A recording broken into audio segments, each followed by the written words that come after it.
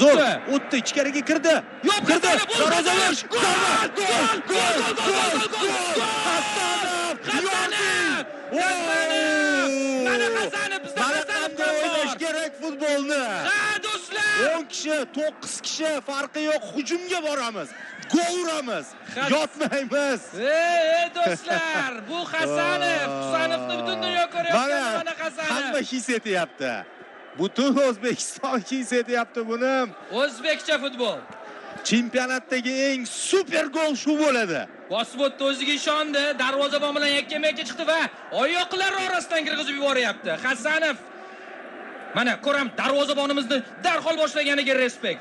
Bu assist do'stlar, bu Edersoncha assist bo'ldi bu. Qarang qanday o'tib ketdi Sadriddin. Hop, oyoqlar orasidan. Go'zal. Va yana bitta oyoqlar orasidan. Bu kolxoz uchun, bu rais uchun dedi. Shunday.